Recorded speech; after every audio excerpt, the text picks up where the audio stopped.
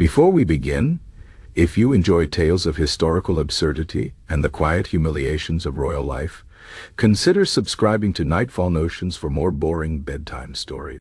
Tonight's chapter is the first in a series about the peculiar agonies of being the king's least favorite child, where even the dining table becomes a battlefield of subtle slights. Chapter 1. The Royal Place Setting. The Great Hall of Castle Eldermere was a masterpiece of architectural intimidation, designed to make even the most confident guest feel like an accidental trespasser. Its vaulted ceilings loomed so high that the flickering torchlight barely grazed the edges, leaving the upper reaches swallowed by shadows. The walls were lined with tapestries so old their once vibrant threads had faded into a blur of muted greens and blues, depicting battles no one could remember and kings no one cared to name. But the true centerpiece of the hall, the stage upon which the nightly drama of royal favoritism played out, was the dining table. The table itself was a monstrosity of polished oak, long enough to seat 30 and heavy enough to crush a man's dignity if it ever tipped over. Its surface gleamed under the weight of silver platters, golden goblets, and enough candelabras to suggest the king was compensating for something. Every evening, the court assembled here for a feast that was less a meal and more a public performance of hierarchy, where every glance, every gesture, and, most critically, every seating arrangement was a coded message. Prince Alaric, the king's third and least favored son, knew this better than anyone. His place at the table was a masterpiece of passive aggression, a seat so carefully calculated to inconvenience him that he sometimes wondered if the royal steward had a secret talent for psychological torture. He was positioned just far enough from the king to be out of easy conversation, yet close enough to be taunted by the sight of his older siblings basking in their father's fleeting attention. To his left sat Lady Margrave, the king's deafest cousin, who responded to every remark with a cheerful "How lovely," regardless of what had been said. To his right was Lord Pettigrew, a man who breathed exclusively through his mouth, and had a habit of recounting his latest bowel movements in excruciating detail. But the true cruelty of Alaric's placement was the wine. Oh, the wine! The king's table was stocked with the finest vintages from the southern vineyards, bottles so rare and exquisite that even the servants eyed them with longing.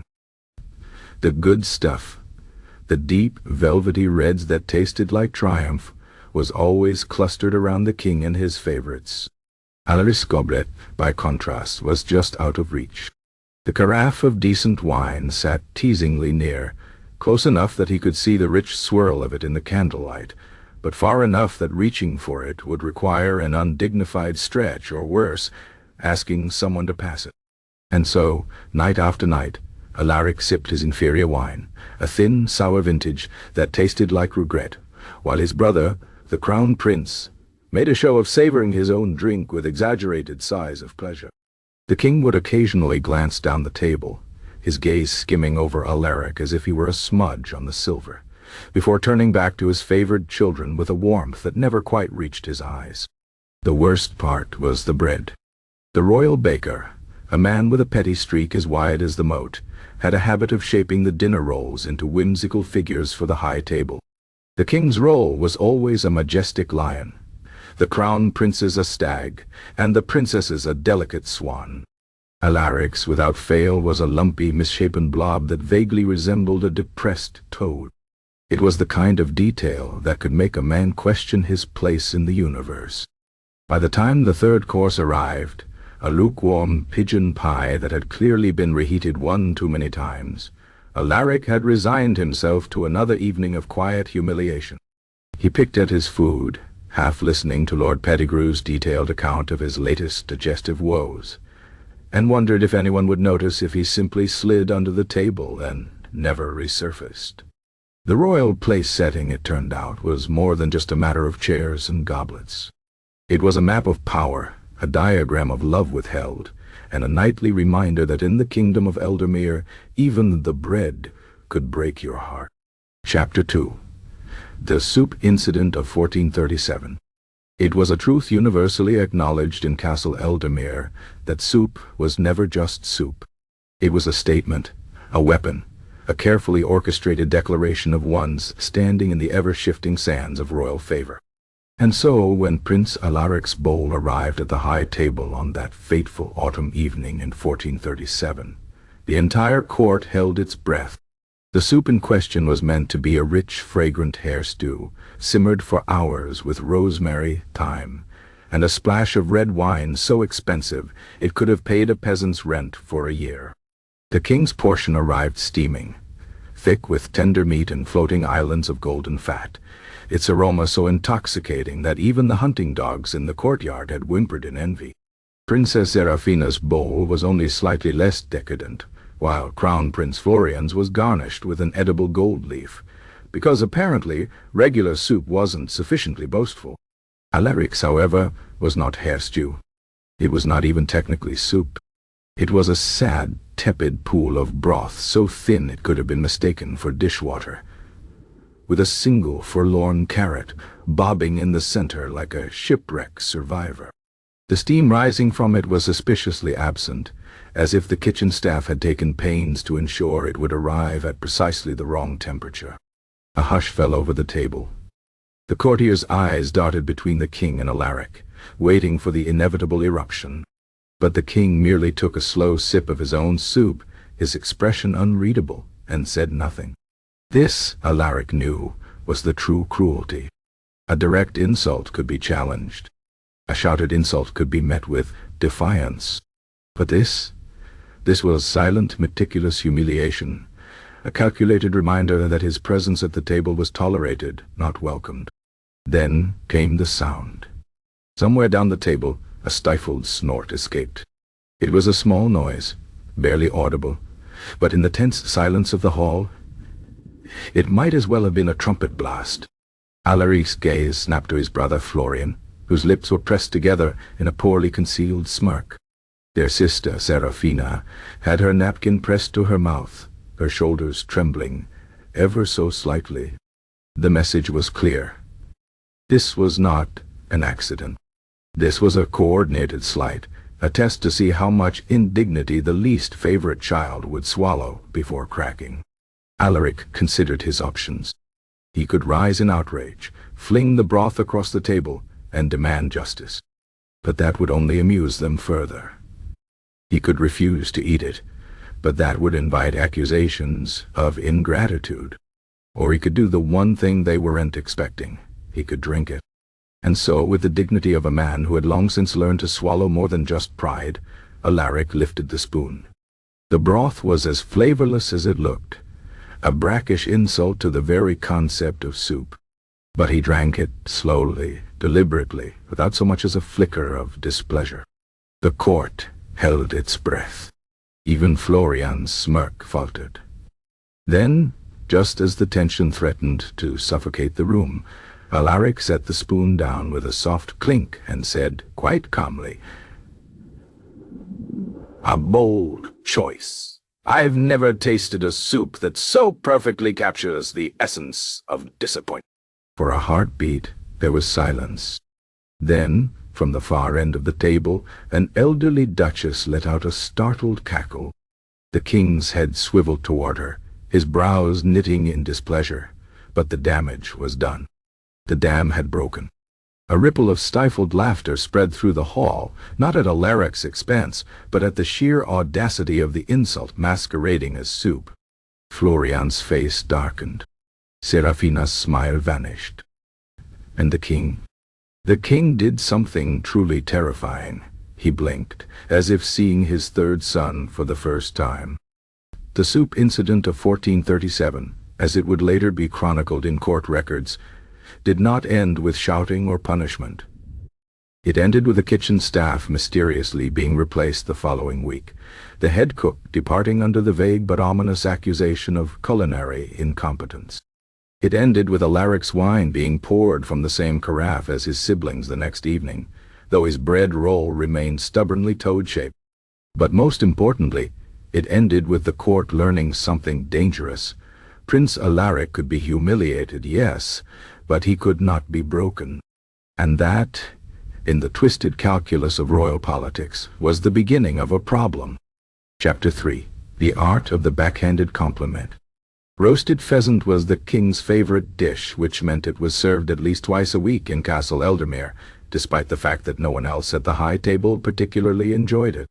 The bird was always presented with great ceremony, its crisp golden skin glistening with butter, its claws gilded purely for the sake of reminding everyone that this was not mere food. It was a symbol of excess, a luxury so frivolous it bordered on parody. Prince Alaric had long suspected the pheasant was less about taste and more about giving his father an excuse to hold court over dinner, slicing into the bird's breast with the same calculated precision he applied to his words. For the king did not merely eat, he performed. And no performance was complete without an audience, a chorus of favored children basking in his attention, and one unfortunate soul serving as the rhetorical whetstone upon which he sharpened his wit. Tonight's performance began, as it always did, with Crown Prince Florian. "Florian," the king said, carving a generous portion of pheasant and depositing it onto his eldest son's plate. With a flourish, "your handling of the northern envoys was masterful. A lesser man might have bungled the negotiations. But you have your mother's diplomacy." This was high praise, wrapped in a barb so subtle one could almost miss it. The queen had been dead for a decade, and the king had wept at her funeral for precisely 7 minutes before resuming his usual habit of ignoring anything that inconvenienced him. To invoke her now was less a compliment than a chess move, a way of reminding Florian that even his successes were borrowed. Florian, either oblivious or well practiced in the art of selective hearing, beamed. "Thank you, father." The king turned to Princess Seraphina next, his knife hovering over the pheasant's thigh. "And Seraphina, your embroidery is coming along nicely. I hear the court ladies say it's nearly indistinguishable from a professional's work." This, too, was a carefully weighted statement. Seraphina's embroidery was, in fact, exceptional, but the king had framed it as gossip, as though her skill were merely something people said, rather than something he had personally acknowledged. Seraphina's smile tightened, but she dipped her head in thanks. Then came Alaric's turn. The king speared a lone wing, the driest, least desirable cut, and let it hover over Alaric's plate for a beat too long, as if considering whether even this meager offering was too much. "And Alaric," he said at last, dropping the wing with a thud, "you've been present, very dutiful in your attendance at these meals. I'm sure the servants appreciate the consistency." The table froze. Even Florian, usually eager to bask in his brother's misfortunes, hesitated before chewing. It was a masterpiece of backhanded praise. In the span of a single sentence, the king had managed to imply that Alaric's greatest achievement was showing up, that his presence was as notable as its shares, and that the only people who might value him were those paid to do so. Alaric had two options. He could let the insult settle like dust, or he could polish it into something sharper and hand it back. He chose the latter. "Thank you, father," he said, cutting into the dry wing with deliberate care. "I do strive to be reliable. After all, someone must ensure the wine is poured and the bread is adequately depressed." He paused, glancing at his toad-shaped roll. "Though I confess, I've begun to suspect the baker is secretly a satirist." A beat of silence. Then, from the far end of the table, Lord Pettigrew let out a sudden, explosive snort into his napkin. The king's knife stilled. His gaze flicked to Alaric, and for the briefest moment, something flickered in his eyes.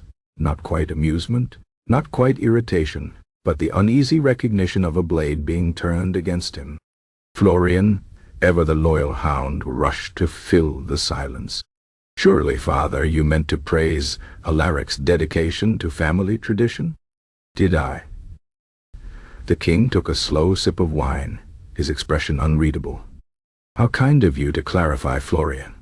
Though I suppose if Alaric wishes for more effusive compliments, he need only accomplish something worth complimenting." And just like that, the dance resumed. The pheasant was eaten, the wine was poured, and the conversation moved on as though nothing had happened. But something had shifted. For the first time in years, the king had hesitated. And Alaric, chewing his dry pheasant wing with the air of a man who had just discovered a new game, made a silent vow. If his father wished to turn every meal into a battlefield of veiled words, then so be it. He would learn to fight back, one backhanded compliment at a time. Chapter 4. The Forgotten Birthday. Birthdays in Castle Eldemare were not so much celebrations as they were public spectacles of favoritism. Lavish, overwrought affairs where the king's gifts served as tangible proof of which children occupied space in his memory and which did not. Crown Prince Florian's birthday was marked by a week of feasting. Princess Seraphina's by the commissioning of a new portrait that inevitably made her nose look smaller than it actually was. Prince Alaric's, if remembered at all, typically involved a hastily wrapped book that had clearly been pulled from the royal library at the last moment, still bearing someone else's name inscribed on the inside cover. This year, however, the king had outdone himself in creative neglect. The morning of Alaric's 23rd birthday dawned with the same indifferent gray sky that seemed to hover perpetually over the castle. The servants, who knew better than to acknowledge an event the king might ignore, moved through their duties with careful neutrality.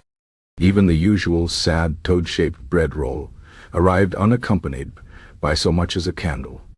Alaric had long since learned not to expect fanfare, but the sheer absence of acknowledgement was almost impressive in its thoroughness. By midday, he had resigned himself to the annual ritual of pretending he didn't care, a skill he had honed to a fine art. He took his lunch in the courtyard, where at least the pigeons had the decency to treat him with the same indifference they showed everyone else. It was almost peaceful. Then came dinner.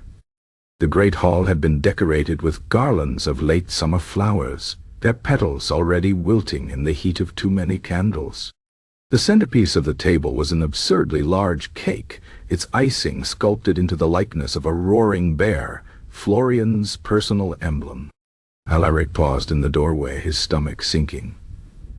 He had, somehow, not considered the possibility that his brother's birthday was a mere 3 days after his own. The king, already seated at the head of the table, beckoned him over with a wave that managed to be both dismissive and impatient. "Ah, Alaric. Good. We're about to begin." Alaric took his usual seat, still just out of reach of the good wine, and watched as the servants brought out course after course of Florian's favorite dishes. Roasted boar glazed with honey, spiced pears stuffed with almonds, and a soup so rich it could have been classified as a sauce. The king, in unusually high spirits, regaled the table with stories of Florian's childhood triumphs, each anecdote polished to a shine by years of retelling. And then, as the cake was being carried in with great ceremony, the king rose, goblet in hand. "A toast," he declared, "to my eldest son Florian on this his 25th birthday. May he continue to make me proud." The table erupted in cheers. Goblets clinked. Florian, preening under the attention, accepted the praise with a modesty that was entirely performative. Alaric counted silently to 5. Then, when no one else spoke, he cleared his throat. The king blinked at him as if surprised to find him still there. "Yes, it's my birthday," Alaric said very calmly. A beat of silence. The courtiers froze, their goblets hovering midway to their lips. Princess Seraphina's eyes darted between her father and Alaric like a spectator at a joust. The king frowned. "Is it?" "Today," Alaric confirmed. 23. For a moment, the king looked genuinely bewildered, as though Alaric had just informed him that the sky was blue or that taxes were unpopular. Then he waved a hand, the gesture both dismissive and vaguely irritated. "Ah, well, happy birthday then." It was the verbal equivalent of tossing a spare coin to a beggar. Florian, perhaps sensing the awkwardness, or perhaps just eager to reclaim the spotlight, leaned forward. "We could share the cake," he offered magnanimously, as if this were a grand concession rather than an admission that the cake was large enough to feed the entire kingdom twice over. The king brightened. An excellent idea. Let it be a joint celebration. And just like that, Alaric's birthday was folded into Florian's like an afterthought, a footnote in someone else's story. The servants, scrambling to adapt, produced a single extra candle, plain and unadorned, clearly repurposed from some earlier occasion, and stuck it haphazardly into the corner of the bear-shaped cake. It listed to the side, already melting. The king, either oblivious or deliberately cruel, raised his goblet again. To both my sons, then. The toast was drunk. The cake was cut. Alaric received a slice roughly half the size of Florian's, with the added insult of being mostly frosting.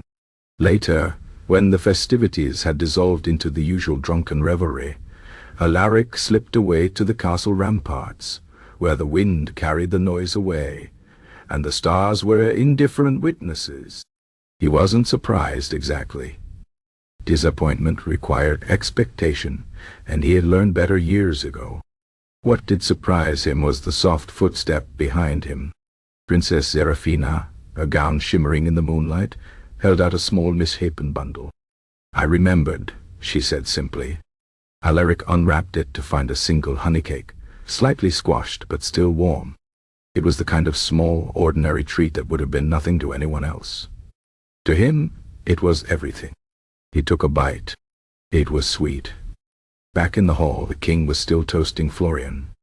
But for the first time in years, Alaric found he didn't care. Chapter 5. The Royal Tutor's Confession. Prince Alaric had always known his education was lacking. While Florian could recite Cicero with the smug fluency of a scholar and Serafina debated theology in 4 languages, Alaric's grasp of Latin was shaky at best. He could just about manage affini, vidi, vice, though even then he sometimes mixed up the order, and his attempts at reading classical texts usually ended with him mouthing words silently like a fish gasping for air. What he hadn't known was that his ignorance was by design. Master Theobald, the royal tutor, was a frail man who smelled perpetually of ink and unwashed wool.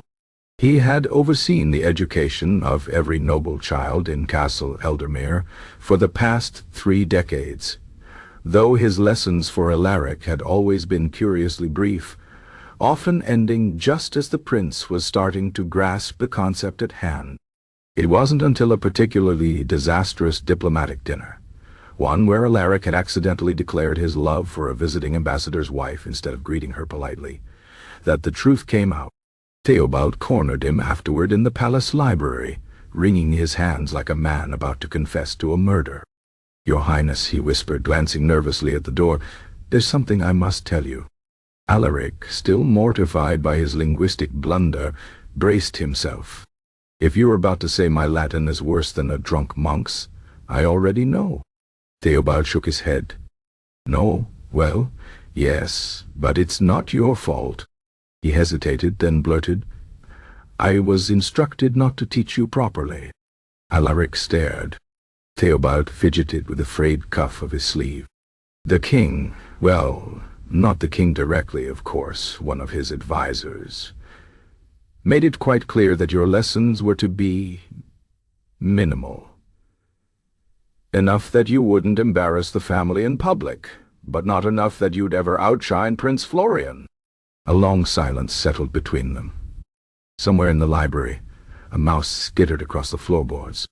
Alaric should have been furious. He should have stormed out, confronted his father, set something on fire. But instead, he felt a strange, hollow amusement. Of course, even his ignorance had been orchestrated. "So that's why you always cut our lessons short whenever I started understanding something." Theobald had the decency to look ashamed. "The official reasoning was that your time was better spent on practical pursuits, though I was never quite sure what those were supposed to be." "Ah," Alaric said dryly. "Yes, my extensive expertise in identifying different types of bread rolls has been invaluable to the crown." Theobald winced. "For what it's worth, I did try to slip in extra lessons when I could, but the steward kept records. If your hours didn't match the king's orders, I'd have been dismissed." Alaric picked up a nearby Latin primer, his pages still stiff from lack of use. And Florian? 5 hours a day, sometimes 6. And Serafina? 4, though she insisted on extra philosophy lessons in the evenings. Alaric flipped through the book, watching the incomprehensible words blur past. And me? Theobald hesitated. 2. Occasionally, 1. Alaric snapped the book shut. Well, that explains why I thought Wayne Vino Veritas was a type of wine until last year. Theobald wrung his hands again. If you'd like, I could, that is, if you're interested, I might be able to arrange some supplemental lessons, discreetly. Alaric considered it. He could spend the next year cramming like a desperate scholar, trying to make up for a lifetime of deliberate neglect. Or he could lean into it. He handed the book back. Thank you, but no. If my father wants me ignorant, let him have his way, though he added, smiling faintly, you might want to avoid the diplomatic dinners from now on. I can't promise I won't accidentally declare war on someone next time.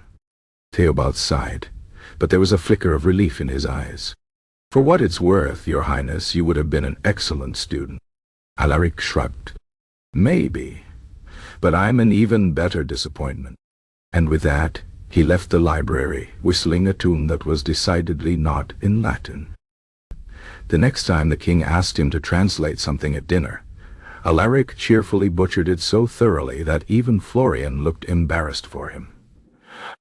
The king, for once, had nothing to say. And Alaric? Alaric finally had the upper hand. Chapter 6. The hunting trip that wasn't. The annual royal hunt was, like most things in Castle Eldermere, less about the activity itself and more about the spectacle. For weeks beforehand, the groundskeepers would comb the royal forest for the most impressive stags, marking their locations with discreet ribbons so the king could pretend to track them. The royal tailor would outfit the family in matching leathers, dyed the deep green of the Eldermere crest. The kitchens would prepare enough food to feed a small army, though the point of a hunt was ostensibly to bring back fresh meat.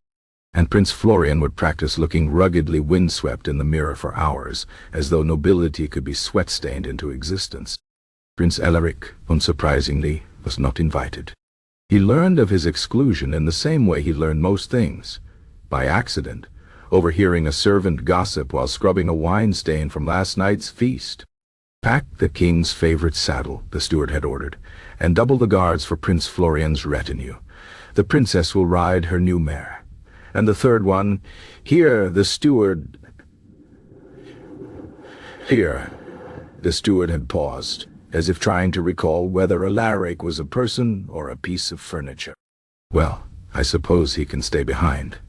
Less trouble that way. Alaric had briefly considered making a scene, storming into his father's chambers and demanding inclusion. But the thought of trailing after Florian for 3 days, watching him pretend to be some woodland savant while the king clapped him on the back, was more exhausting than exile. So when the hunting party rode out at dawn, the king on his prized stallion, Florian already boasting about imaginary past triumphs, Serafina rolling her eyes but secretly pleased to be included, Alaric watched from his window, a half-eaten honey cake in hand. The courtyard cleared, the gates clanged shut, and then, for the first time in years, the castle was quiet. Not just quiet. Peaceful. Alaric ventured downstairs cautiously, half expecting some servant to scold him for existing without permission. But the few staff left behind barely glanced at him. The steward was gone. The master of ceremonies was gone. Even Lord Pettigrew, with his enthusiastic descriptions of his own digestive woes, had joined the hunt, likely to regale the boars with tales of his latest bowel movements. Alaric wandered the halls like a ghost, touching things he normally wouldn't dare approach. He sat in the king's chair at the high table, just to see how it felt. Answer, too tall, and the armrests were sticky. He sneaked into the royal wine cellar and sampled a bottle so expensive its vintage predated his birth. It tasted like fermented regret and oak. He even visited the royal kennels, where the hunting dogs, deemed too excitable for this year's trip, greeted him with more enthusiasm than his own family ever had. By midday he had settled into the library with a stack of books that weren't in Latin, a stolen platter of cheese, and a profound sense of revelation. The castle wasn't the problem. The people were. For 3 glorious days, there were no backhanded compliments, no strategic seating arrangements, no toad-shaped bread rolls. The servants, freed from the constant performance of courtly deference, spoke plainly. The cook, no longer burdened with the king's exacting demands, made simple stews and fresh bread that didn't resemble amphibians. Even the air seemed lighter, as if the stones themselves were relieved to be spared the drama. Alaric dined where he pleased, slept when he wanted, and once, just to spite the empty halls, wore one of Florian's cloaks to breakfast. When the hunting party returned, sunburnt, sore, and in Florian's case, nursing a sprained wrist from a brutal tussle with a stag, witnesses confirmed the stag had startled him, and he'd fallen off his horse. No one seemed to notice Alaric's absence from the welcome party. The king was too busy bragging about his own exploits, Florian too busy milking his injury for sympathy, and Serafina too busy pretending she hadn't enjoyed herself. It wasn't until dinner that the king finally acknowledged him. "You didn't miss much," he said, as though Alaric had chosen to stay behind. Though Florian showed remarkable bravery. Florian, his wrist wrapped in enough bandages to suggest amputation might be imminent, nodded solemnly. Alaric sipped his wine, the good stuff which he'd pilfered from the cellar and kept in his room, and smiled. How tragic for the stag. I'm sure it was devastated. A beat of silence. Then from the far end of the table, a stifled snort. The king's eyes narrowed, but he said nothing. And Alaric, for the first time in his life, realized something wonderful. Being left behind wasn't a punishment. It was a gift. Chapter 7. The Diplomatic Snub. The arrival of foreign dignitaries at Castle Eldemir always followed a precise and unspoken script. The heralds would blare their trumpets with unnecessary vigor. The king would stand exactly 3 steps higher on the dais than protocol demanded, and Prince Florian would practice his statesmanlike expression in every reflective surface he passed for hours beforehand. Princess Serafina would be trotted out like a prized mare. Her fluency in 4 languages paraded as proof of the kingdom's sophistication. And Prince Alaric, well, Alaric had long since learned that his role in these performances was to be as invisible as possible. When the delegation from the Southern Isles arrived, all ostrich plumes and gold-chased armor, their accents so thick even Serafina frowned in concentration, Alaric discovered his assigned seat was behind a pillar. Not just any pillar, but the grand structural one in the center of the hall that blocked all view of the head table from the left side. It was a position usually reserved for particularly dull minor barons, or the occasional disgraced cousin. "I see the royal decorator has outdone themselves," Alaric muttered, running a finger along the dust that had collected on his goblet. Clearly no one had expected this seat to be used in years. Across the hall he could hear his father booming greetings, the ambassadors murmuring polite nothings, and Florian laughing just a half-beat too late at a joke he almost certainly hadn't understood. The first course arrived, some elaborate seafood dish meant to impress, and Alaric watched as the servants carried silver platters right past him without slowing. It took 3 courses before anyone noticed. The ambassador from the Southern Isles, a sharp-eyed woman with a voice like honey over steel, paused mid-sentence and frowned. "Your Majesty, I couldn't help but observe there's a 3rd-place setting at your table, yet only 2 heirs are present. Does your family keep a ghost?" A ripple of uneasy laughter traveled through the courtiers. The king's smile didn't waver, but his fingers tightened around his knife. "Ah, you must mean my youngest, Alaric. He's—" The pause was just a hair too long. "Indisposed tonight." From behind his pillar, Alaric snorted into his wine. The ambassador's gaze flicked toward the sound, then back to the king. "How unfortunate! I had hoped to meet all your children." "Another time, perhaps," the king said, in the tone of someone who would rather toss himself off the battlements than allow such a meeting. The conversation moved on, but the damage was done. Over the next week, Alaric caught whispers in the corridors, servants giggling about the phantom prince, visiting nobles peering curiously at the pillar as if expecting to see some spectral figure lingering there. By the time the Southern Isles delegation departed, rumors had sprouted like weeds, that the king had a secret third child, kept locked in the dungeons, that Alaric was so hideous he couldn't be shown in polite company, that he didn't exist at all, and was merely a story invented to explain away the extra play setting. Alaric found the entire situation absurdly amusing. He took to leaving small, incongruous items near the pillar. A single glove, a book left open to a dramatic passage, half-eaten fruit, just to fuel the speculation. Once, he even draped one of Florian's cloaks over the chair and watched as a visiting baron nearly fainted at the sight of it stirring in the draught. The king, of course, was not amused. "Must you encourage this nonsense?" he snapped one evening, cornering Alaric in the courtyard. "The ambassador from Brindleton actually asked if we were haunted." Alaric shrugged. "You could always seat me somewhere visible." "I could," the king allowed, "but then I'd have to explain you." It was the closest thing to honesty his father had ever offered him. Alaric grinned. "Then by all means, let them wonder." And so it continued. The more the king tried to pretend Alaric didn't exist, the more the court became obsessed with the mystery. Servants left offerings by the pillar, a cup of wine, a fresh roll.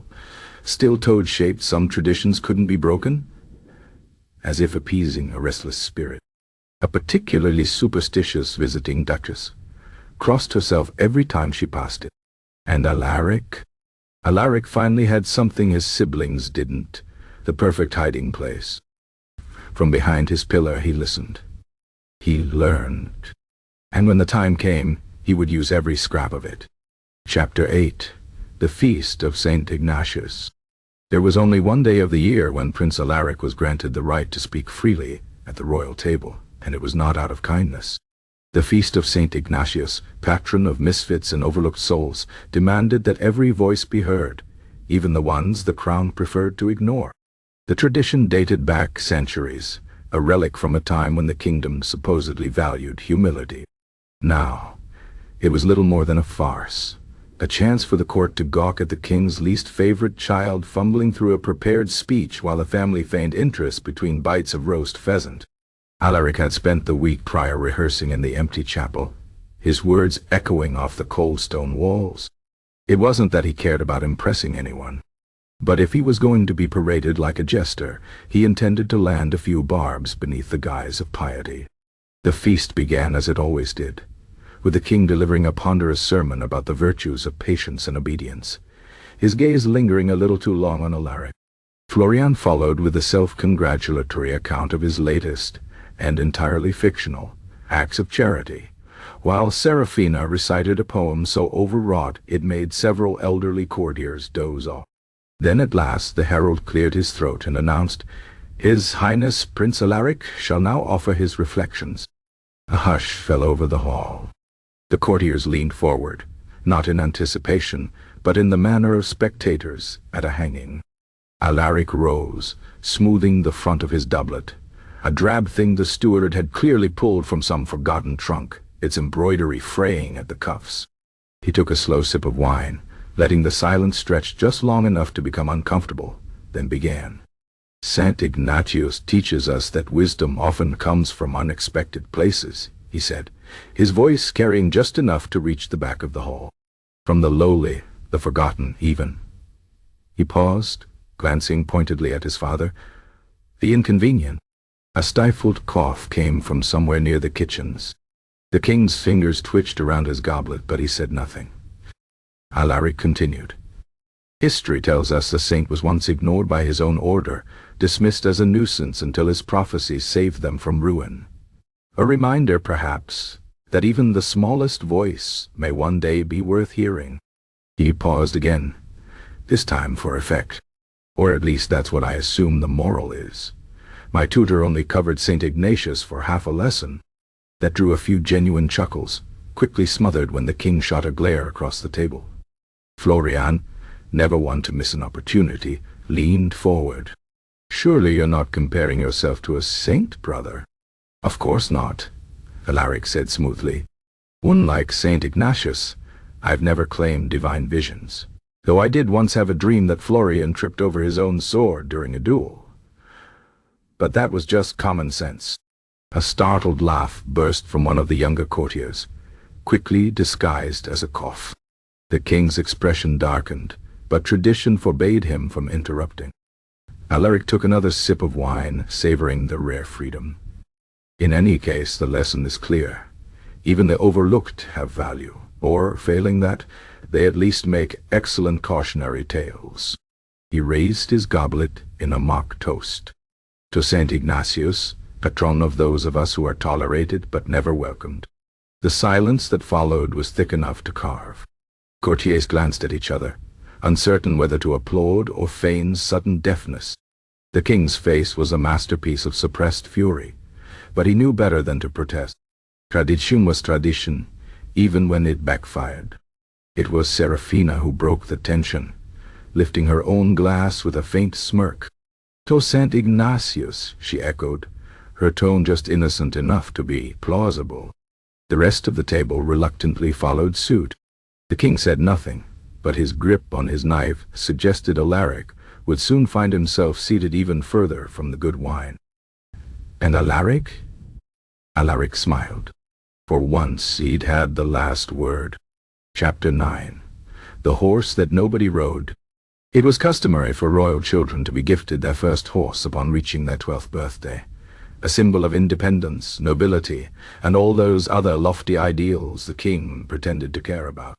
Florian had received a spirited black stallion bred from the finest royal stock, a beast so impeccably trained it could execute dressage moves Florian himself had no hope of mastering.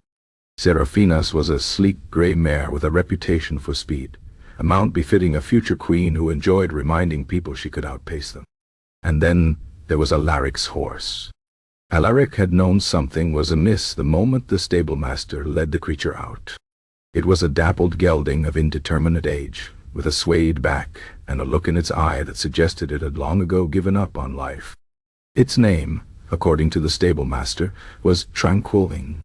Tranquille, Alaric repeated flatly. The stablemaster, a man who had spent 30 years perfecting the art of delivering bad news with a straight face, nodded. A calm and steady mount, Your Highness. Ideal for leisurely rides. Leisurely rides, as it turned out, were impossible. Every time Alaric attempted to saddle Tranquil, the horse exhibited some new creative excuse to remain stationary.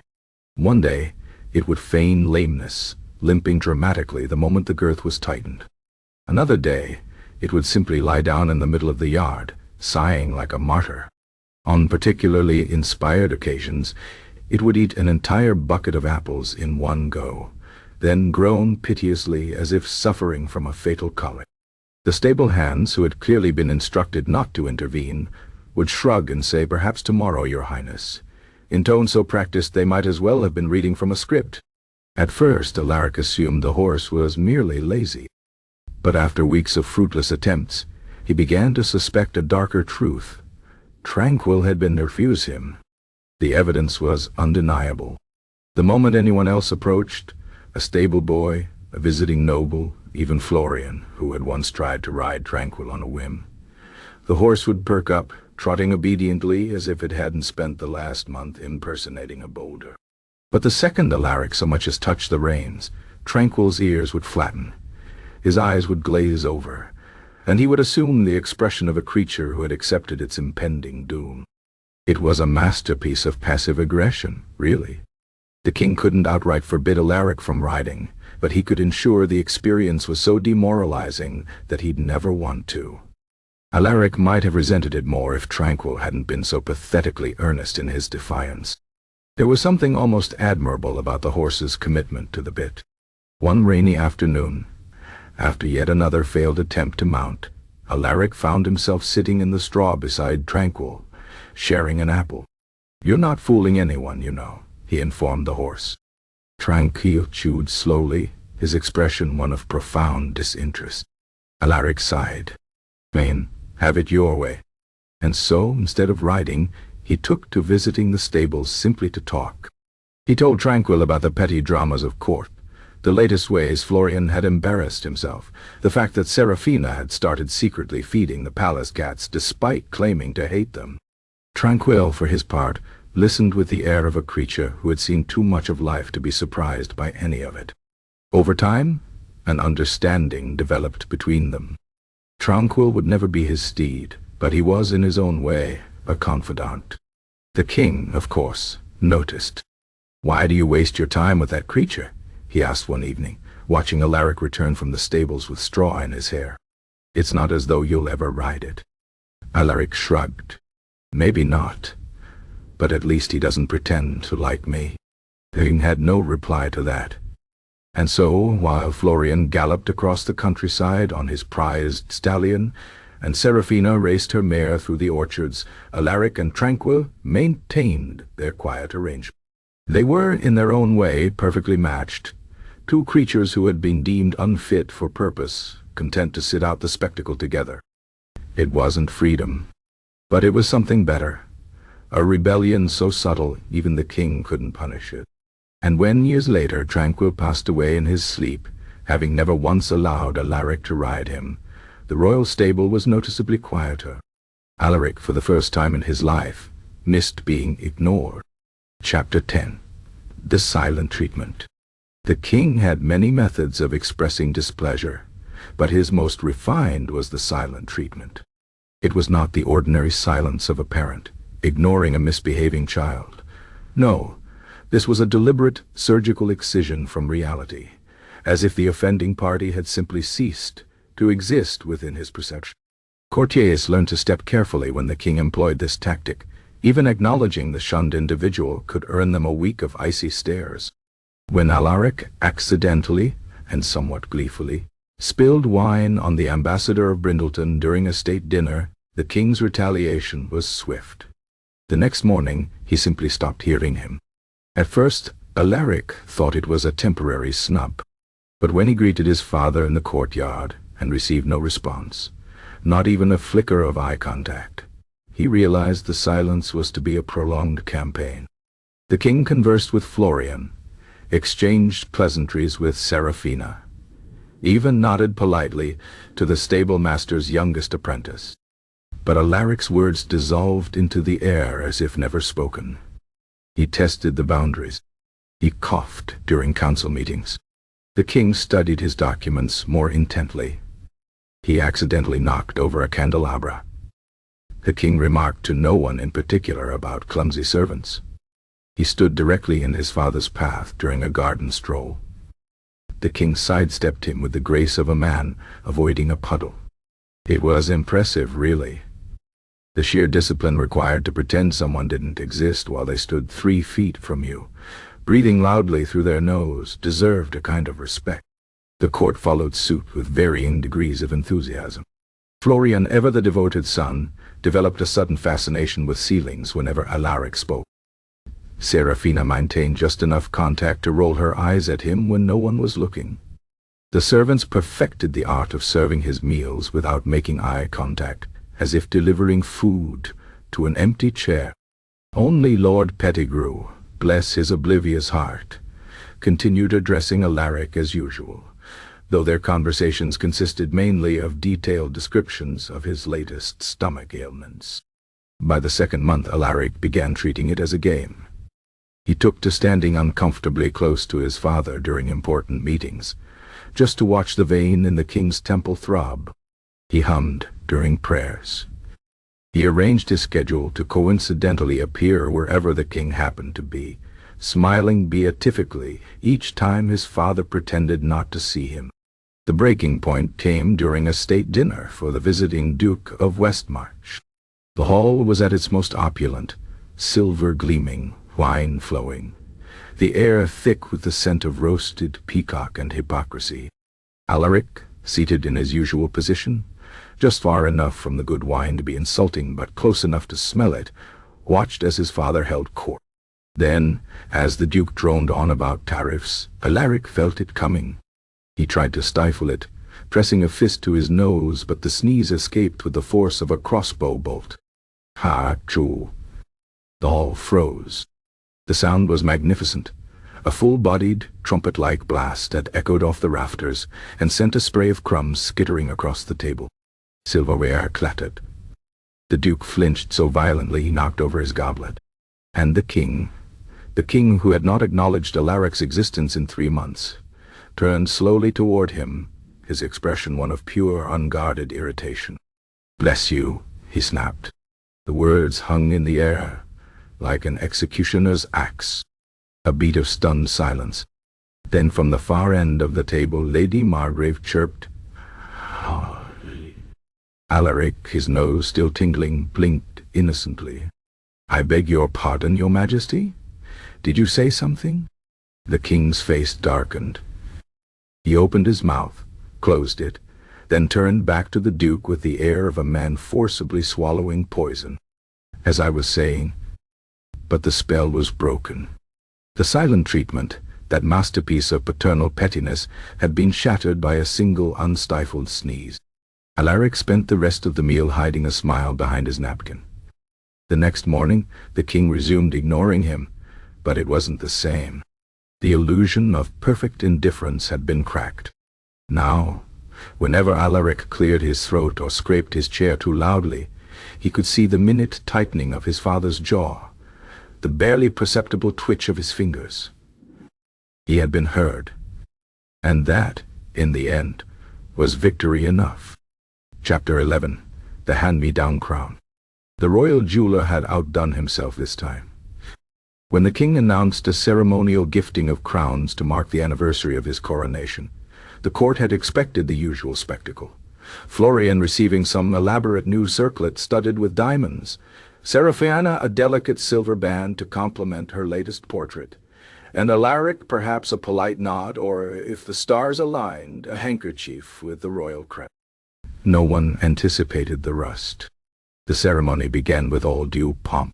Florian knelt first, beaming as the king placed upon his brow a gold circlet so thick with rubies it looked less like a crown and more like a very expensive siege weapon. Seraphina's was a masterpiece of silver filigree, designed to catch the light at every angle, ensuring no one could look away from her during council meetings. Then came Alaric's turn. The jeweler's assistant carried it out on a cushion that had clearly been borrowed from some forgotten storage chest, its velvet fraying at the edges. The crown itself was a tarnished, pitted thing of thin bronze, its points bent slightly out of shape, as if it had been stepped on at some point in its history. It was also comically small, looking less like a royal diadem, and more like something a child might wear while playing at kingship.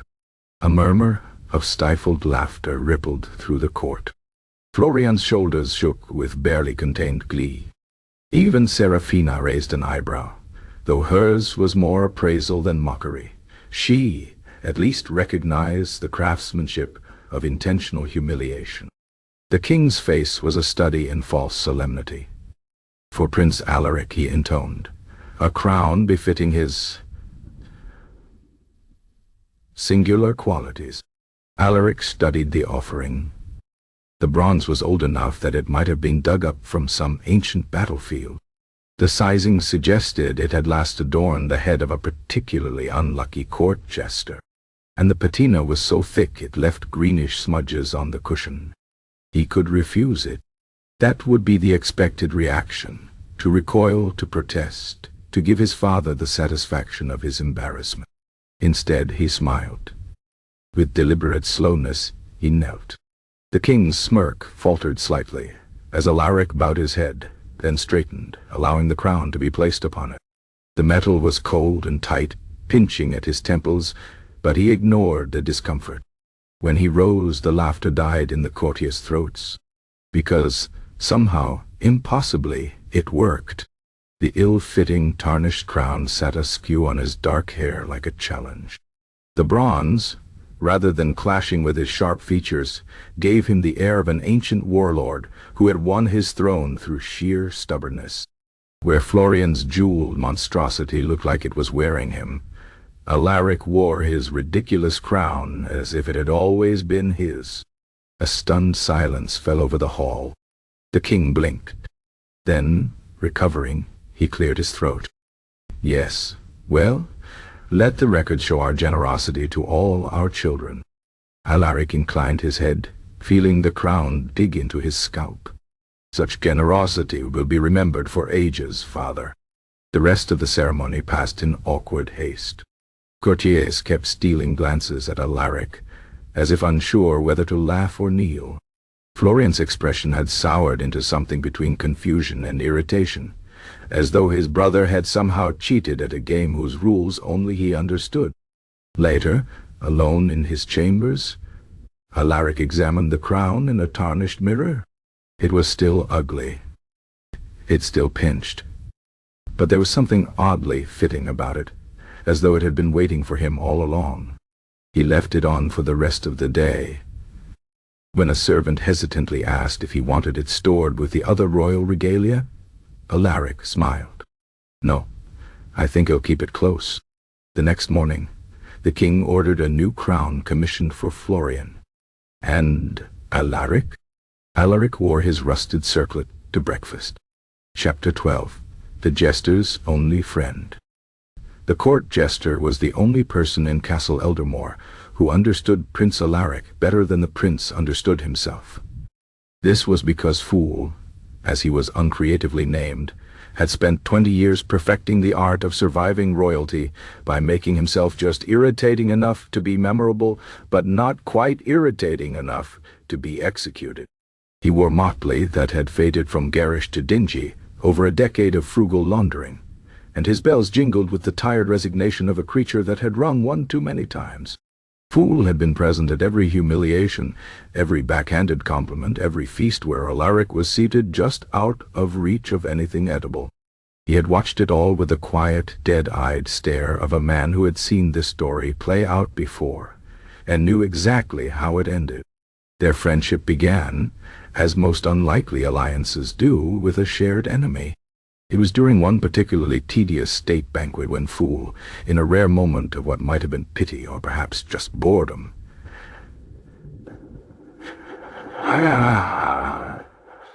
accidentally knocked over Florian's goblet directly into the prince's lap. Florian shrieked like a scalded cat, and the king's resulting glare was aimed not at Fool, but at Alaric, as though the mere presence of his least favorite child had somehow conjured the disaster through sheer force of undesirability. Fool had bowed extravagantly in apology, but when he straightened, he caught Alaric's eye and winked.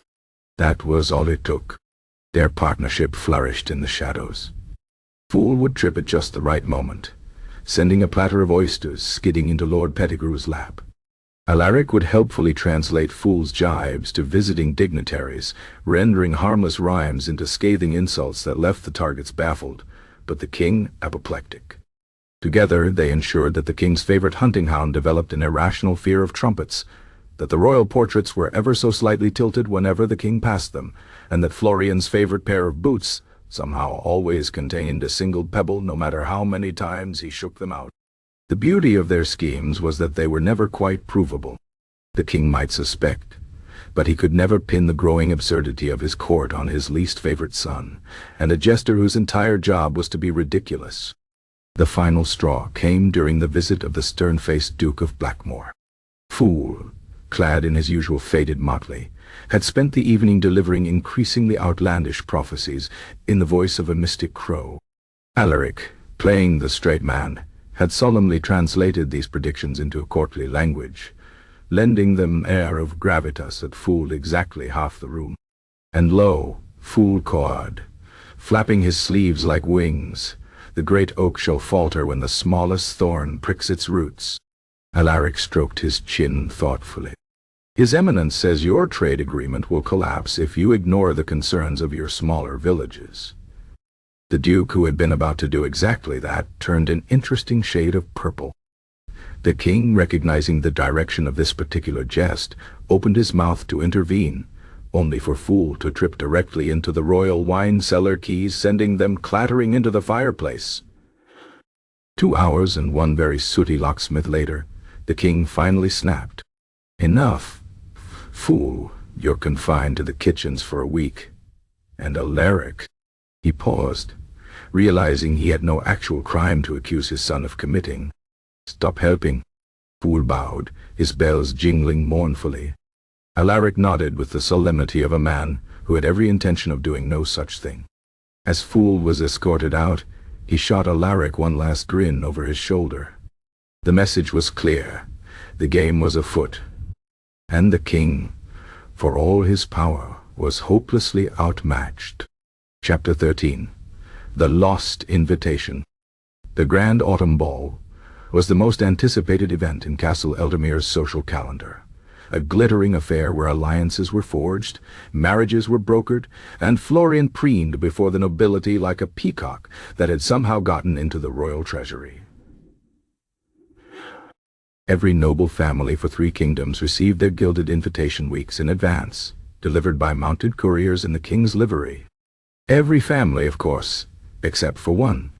Prince Alaric learned about the ball when he stumbled upon the royal steward directing servants in the decoration of the great hall.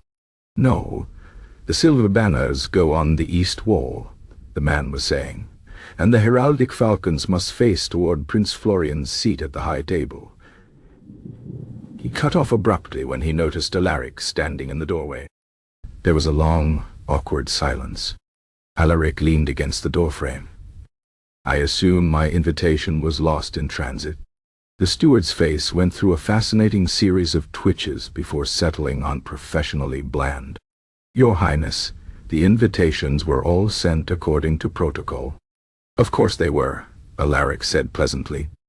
"It must have been eaten by a very protocol-compliant bird." The steward opened his mouth, then seemed to think better of whatever lie he'd been about to spin. With a stiff bow, he returned to supervising the draping of banners that would never face Alaric's direction. By dinner that evening, word had clearly spread. The courtiers avoided eye contact with particular vigor, while Florian smirked into his wine. The king, when Alaric casually mentioned the ball, merely said, "You may attend if you wish," in the tone of someone suggesting one might voluntarily stick their hand in a beehive. The night of the ball arrived with all the fanfare Eldermere could muster. From his chambers, Alaric could hear the trumpets blaring, the chatter of arriving nobility echoing up the stone corridors. He waited until the procession of guests had slowed to a trickle before making his move. His entrance was, by any measure, spectacularly ill-timed. The herald had just announced the final guest, some minor baron from the northern reaches, when the great doors creaked open again. All heads turned as Alaric strolled in, conspicuously late and dressed in what appeared to be whatever clothing he'd found at the bottom of his wardrobe. His doublet was slightly wrinkled, his hose mismatched, and his shoes, this was the detail the court would whisper about for weeks, were not even a pair. One was black leather, the other dark brown, similar enough to suggest this was not entirely accidental. A stunned silence fell over the ballroom. The king, resplendent in cloth of gold, looked as though he was considering the merits of spontaneous disownment. Florian's mouth hung open in a perfect imitation of a landed fish. Only Seraphina seemed amused, her fan hiding everything but the unmistakable glint in her eyes. Alaric bowed deeply. "My apologies for my tardiness. My invitation must have taken the scenic route." The silence stretched just a beat too long before the musicians, sensing disaster, struck up a lively pavane.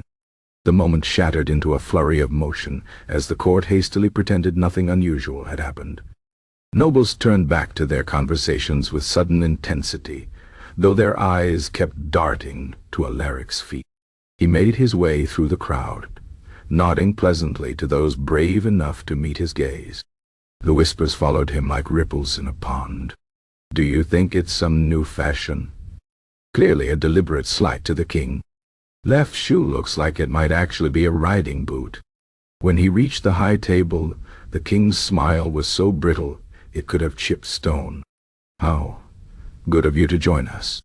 Alaric took his seat, noticeably absent until that moment, and reached for a goblet of wine. Wouldn't have missed it for the world. The ball proceeded with all the strained merriment of a funeral, where everyone secretly hated the deceased. Alaric danced with exactly 2 partners, an elderly duchess who was nearly blind and kept calling him Ferdinand, and Serafina, who stepped on his foot 3 times while murmuring, "The brown one is gauche, but the black has potential." By evening's end, the king had developed a noticeable tic in his left eye. As the last guest departed, he cornered Alaric near the empty refreshment table. "That," he hissed, "was unacceptable." Alaric blinked innocently. "The dancing? I did warn everyone about my 2 left feet. You know perfectly well what I mean." "Ah?" Alaric nodded solemnly. "The shoes. You're right, of course. Next time I'll make sure they're both right shoes." The king's face darkened like a storm cloud. There won't be a next time. But there was. 3 months later, when the winter solstice feast invitations went out, Alaric's arrived by special courier, at dawn with 2 attending servants to ensure he'd read it. The shoes, when he appeared that evening, matched perfectly. But the left one squeaked with every step, loudly, and the king, for all his power, could do nothing but listen. Chapter 14. The Portrait That Went Missing.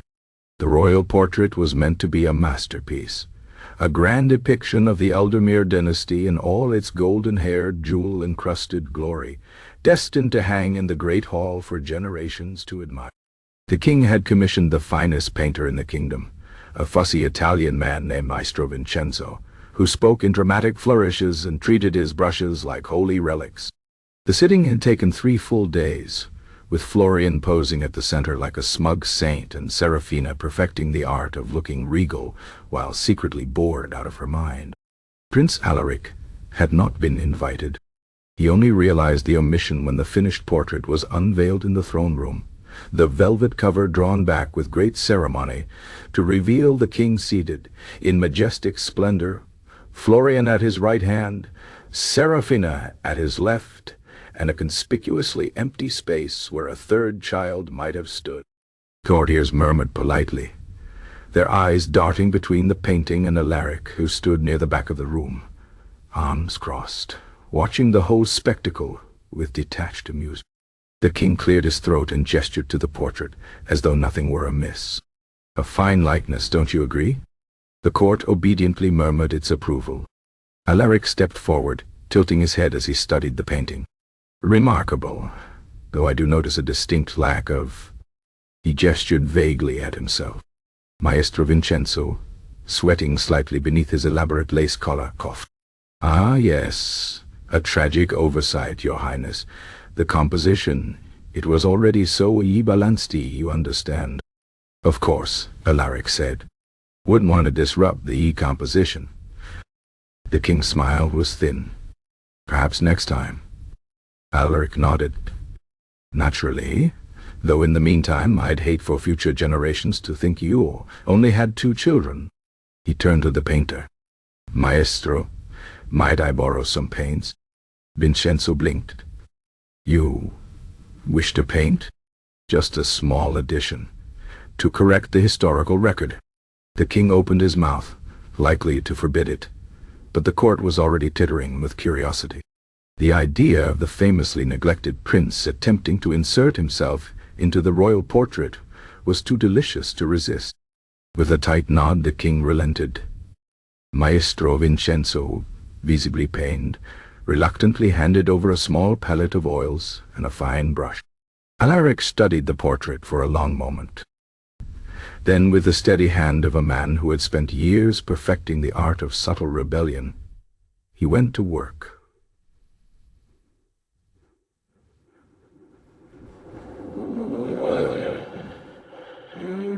He did not attempt to paint himself in the empty space beside the king. That would have been too obvious, too easily corrected. Instead, he chose a far more devious approach.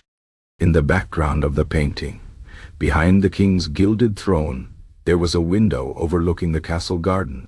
With careful, deliberate strokes, Alaric painted a tiny, barely noticeable figure standing in the distant courtyard. A lone prince, hands in pockets, looking distinctly unimpressed with the proceedings inside. The effect was masterful. At first glance, the portrait appeared unchanged. But upon closer inspection, there he was, a shadowy, distant afterthought, watching the royal family from the margins. The courtiers craned their necks, squinting. Florian scowled. That's not how portraits work. The king's jaw tightened. Maestro Vincenzo, after a moment of stunned silence, let out a strangled noise halfway between horror and admiration. Alaric stepped back, wiping his hands on a rag. There, now it's accurate. The king could not demand the alteration be removed without looking petty. The painter could not protest without admitting he had deliberately excluded a prince of the realm. And so, the portrait remained, unaltered in its central focus, but forever haunted by the ghost of a forgotten heir in the background. Years later, when historians studied the painting, they would puzzle over the small figure in the garden, debating whether it was a symbolic representation of exile or simply a painter's whimsy. Alaric knew the truth. It wasn't exile. It was strategy. Chapter 15. The Gift of Solitude. The king's punishments had grown increasingly creative over the years. There had been the time he'd assigned Alaric to inventory the castle's entire collection of rusted ceremonial armor. The summer he'd forced him to listen to Lord Pettigrew's complete genealogy twice. And of course the infamous week when Alaric had been made to taste test every dish in the royal kitchens one after another, until he could no longer distinguish between soup and sorrow. But the tower was something else entirely. It's not a punishment, the king had said with the air of someone who very much intended it to be one. Consider it a retreat, a place for contemplation. The North Tower had not been used in living memory. It sat at the farthest edge of the castle grounds, separated from the main keep by a narrow, windswept bridge that creaked ominously underfoot. The spiral staircase was dark and uneven, the stones worn smooth by centuries of disuse. At the top, a single circular chamber waited, its lone window offering a view of the mountains, the distant village, and absolutely nothing that might be considered sociable. The king had presented it like a gift. A space of your own, he'd said, smiling in a way that suggested he expected Alaric to wither from loneliness within a week. Alaric had taken one look at the dust-choked room, the cold hearth, the window that rattled in the wind, and smiled back. How generous. The first week was, admittedly, miserable. The tower was colder than a crypt in winter, and the wind howled through cracks in the masonry like a displeased spirit. The servants, clearly instructed not to make the exile too comfortable, brought meals irregularly and always forgot the salt. But then, something peculiar happened. Alaric realized he didn't hate it. Without the constant scrutiny of the court, the endless performances of filial piety, the need to navigate the minefield of his father's displeasure, he could finally breathe. He commandeered a moth-eaten tapestry to block the worst of the drafts. He built up the fire himself, stacking the wood just so until the flames burned steady and warm. He smuggled up books from the library, not the dull treatises on governance Florian favored, but the ones with marginalia from generations of bored royals, the ones that told stories within stories. The view from the window, once he'd scrubbed centuries of grime from the glass, was breathtaking. Not the manicured gardens or the bustling courtyards of the main keep, but the wild, untamed edge of the kingdom, the forests that stretched to the horizon, the distant smoke of villages that had never heard of courtly politics, the sky so vast it made the castle's intrigue seem laughably small. When the king summoned him for the first time in a month, some state function that required all the royal children to stand in a row like particularly well-dressed statues, Alaric arrived late, his hair slightly wind-tousled, his boots dusty from the tower stairs. The king eyed him with barely concealed disappointment. "You look, well." Alaric, who had spent the morning reading in a patch of sunlight like a contented cat, smiled. "The tower suits me." This was not the response the king had wanted.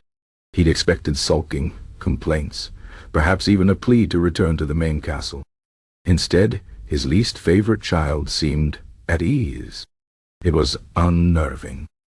By the third month, rumors began to circulate that the tower was haunted and Alaric had befriended the ghosts, that he was conducting arcane experiments with the castle's rats, that he'd smuggled up a lover, though no one could agree on who it might be. The truth was simpler. Alaric had discovered the joy of being left alone.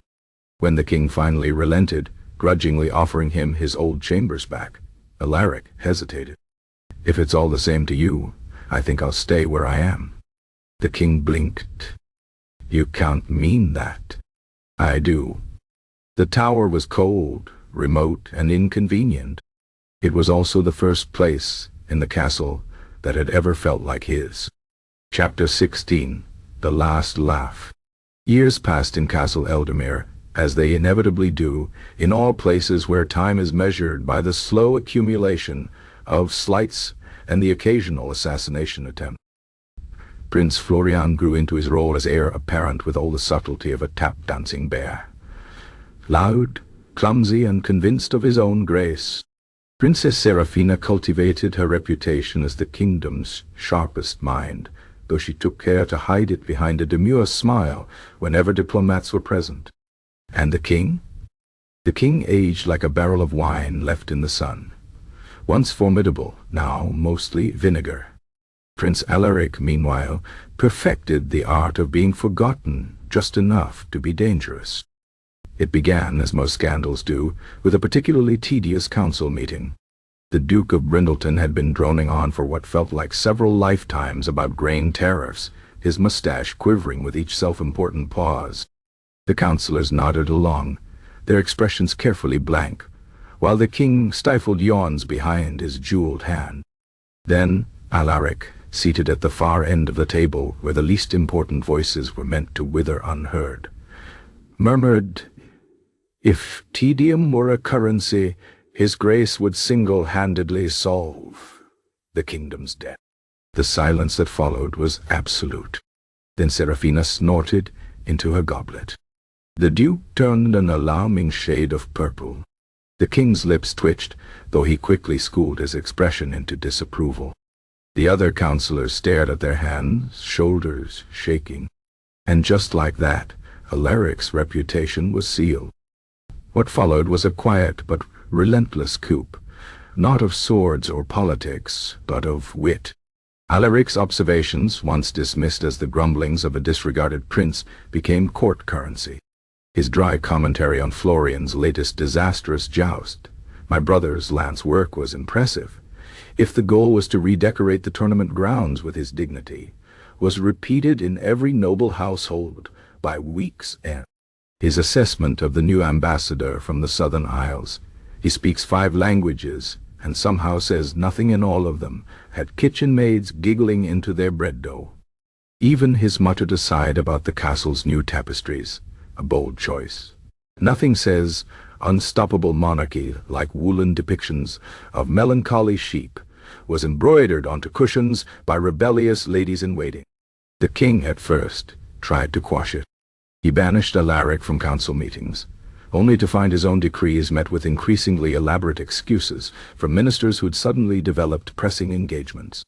He assigned Alaric to oversee the kingdom's most boring correspondence, which somehow became the most efficient office in the castle, as scribes competed for the chance to be insulted by him in person. He even attempted to marry him off to the famously humorless Princess of Blackmore, only for the lady in question to laugh so hard at Alaric's wedding toast that she spat wine on the bishop. By the time the king realized his mistake, it was too late. Alaric's words had become the unofficial chronicle of the realm. His quips about Florian's incompetence were repeated so often, they began to shape public opinion. His observations about the king's pettiness were whispered in market squares like folk wisdom. Even his throwaway comments about the weather. "Ah, another sunny day, perfect for the king's disposition," became proverbial. The final blow came at the king's 60th birthday celebration. The great hall was decked in banners, the court assembled in their finest silks, the tables groaning under the weight of enough food to feed a besieged city.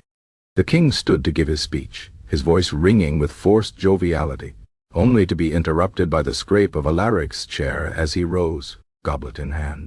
"A toast," he said, his voice carrying effortlessly over the hushed room. "To my father, may his reign be as long as his memory is selective." For a heartbeat, the hall held its breath. Then the room erupted, not in outrage, but in laughter. Courtiers clinked goblets. Servants muffled giggles behind their sleeves. Even the king's own guards bit their lips to keep from smiling. The king stared at his son, his face an exquisite study in dawning realization. In that moment, he understood the terrible truth. He had spent years trying to make Alaric insignificant, only to watch him become indispensable. Alaric raised his glass higher, meeting his father's gaze with a smile that was neither kind nor cruel, but simply true. Somewhere in the crowd, fools' bells jingled, a soft, approving chime. And the king, for once, had nothing to say. The court would remember many things about that night: the food, the wine, the way the candles flickered against the tapestries. But what they would recall most vividly, what would be retold for generations, was the sound of Alaric's laughter ringing clear above them all. It was, after all, the last laugh in every sense.